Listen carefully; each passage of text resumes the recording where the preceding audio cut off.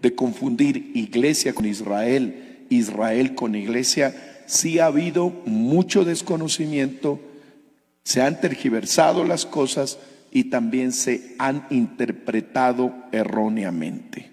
Bueno, vamos entonces a saber qué es Israel. ¿Qué es Israel?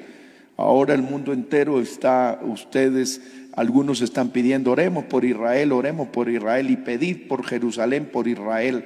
Pero muchos hermanos se les pregunta, ¿qué es Israel?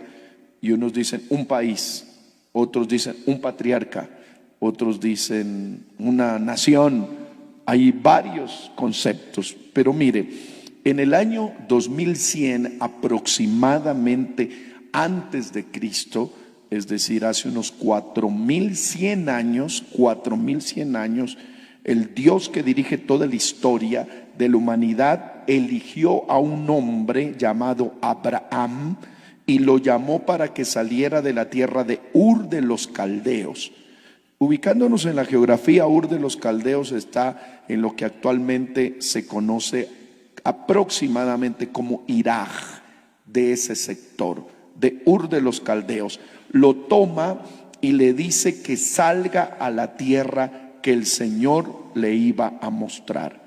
El propósito, estamos hablando de Israel, de Abraham para llamar a un hombre y a una familia, era para establecer un pacto con él y su descendencia. La cita de Génesis 17:1 dice, juntos, y estableceré mi pacto, subraya la palabra pacto, alianza, estableceré mi pacto entre mí y ti y tu descendencia después de ti en sus generaciones, otra vez subraye, por pacto perpetuo, para ser tu Dios y el de tu descendencia después de ti. Eso se llama, ¿qué cosa?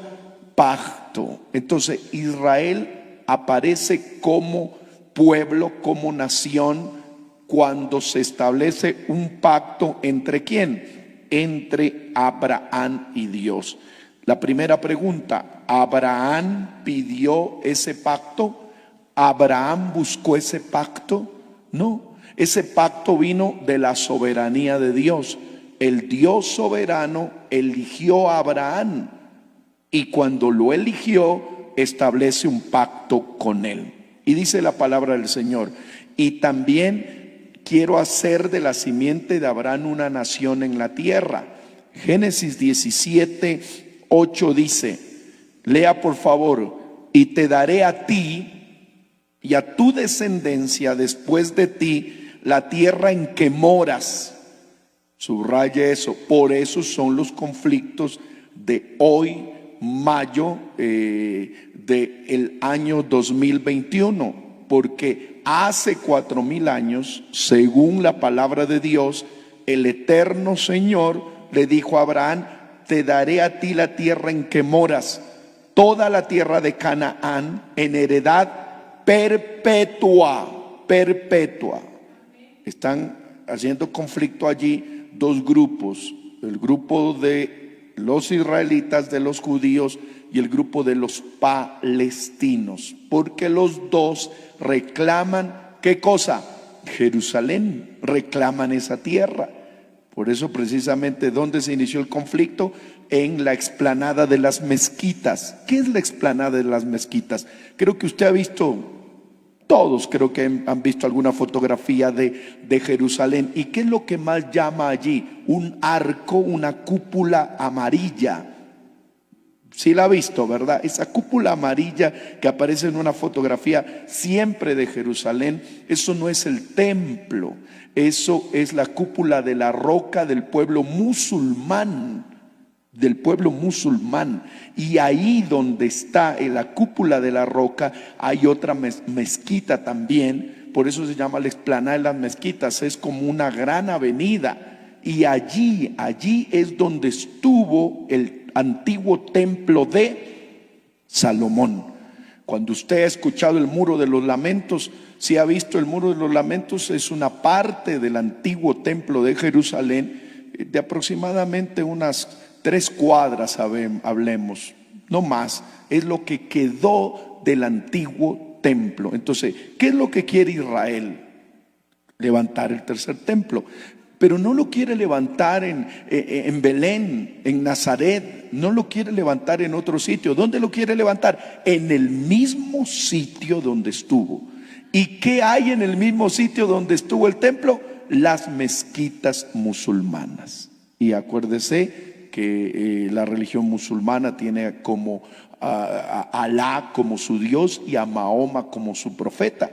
Y a Jesús lo consideran como otro profeta, pero no de la altura de Mahoma. Entonces son dos condiciones distintas. Entonces la palabra del Señor, cuando habla aquí y dice: y te daré a ti y a tu descendencia después de ti la tierra en que moras, toda la tierra de Canaán, en heredad, dígalo, perpetua, y seré el Dios de ellos. Entonces, Génesis 12:3, bendeciré a los que te bendijeren, y a los que te maldijeren, maldeciré, y serán benditas en ti todas las familias de la tierra. Hay muchos personajes, incluso en este tiempo. La iglesia debe tener un equilibrio espiritual y también tener mucho cuidado cuando habla respecto a Israel o a los enemigos. ¿Por qué? Porque en el contexto sociopolítico, en este momento hay dos corrientes. Una corriente que dice: oremos por Israel, la paz de Jerusalén, y pidamos por Israel. Esa es la corriente que está asociada al tema del cristianismo, porque hay una relación entre Jesús para los cristianos e Israel. Pero para un judío israelita no tiene relación entre su fe con Jesús para nada. Entonces hay que comprender eso. Y hay otra corriente que dice: no, pobre pueblo palestino, los que están en la franja de Gaza. Explicarles un poquito geográficamente de la franja de Gaza. Es lo que históricamente allí vivieron. ¿Qué pueblo? Los filisteos. ¿Usted se acuerda de Sansón? Bueno, Sansón era de lo que hoy es actualmente la franja de Gaza. Y la franja de Gaza es como un departamento de Colombia, una provincia de Ecuador, nada más, que está dentro de Israel. Y junto a Jerusalén hay una zona que se llama Cisjordania, donde también viven palestinos. Y usted en Jerusalén encuentra palestinos, encuentra árabes, encuentra musulmanes. Por eso el conflicto no es un conflicto fácil, porque no es que viven solamente israelitas, no. Hay musulmanes nacidos en Israel, de nacionalidad israelita, pero de fe musulmana. Entonces es un conflicto que hay que entenderlo de alguna manera. Pero lo que nos quedamos nosotros es que bendeciré a los que te bendijeren, y a los que te maldijeren los maldeciré. Hay personajes que se han puesto a maldecir a Israel, y no nosotros, sino el Dios de Israel ha tomado en cuenta por las palabras. Pero usted debe tener cuidado, porque algunos piensan que este es un conflicto netamente sociopolítico, pero hay otra connotación. Génesis 22:18 dice: en tu simiente serán benditas todas las naciones de la tierra, por cuanto obedeciste mi voz. El pacto, por favor tome apunte con esto. Dios llama a Abraham, Dios lo llama a Abraham, lo elige a Abraham, pero Abraham tenía el libre albedrío de decidir obedecer o no, porque es un pacto, elección, pero no imposición. Dios elige a alguien, pero no le impone. Dios le invita a usted: obedéceme, y está en usted en obedecerle o no. Sírveme, está en usted en servirle o no. Dios nunca le dice: te obligo a que me obedezcas, te obligo a que me sirvas. Le dijo a Abraham: deja tu tierra, deja tu parentela, deja tu familia, y Abraham obedeció.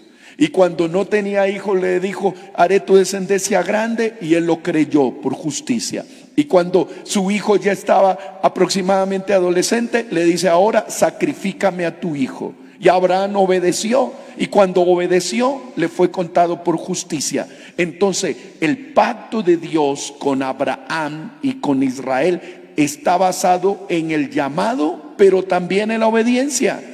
Dios no obliga a que los seres humanos hagan obligadamente lo que Él quiere. Dios exhorta, invita, conmueve, llama invita a la obediencia. Y aquí hay un pueblo que le ha obedecido. ¿Y cuánto le dan un aplauso a Dios con todo el corazón?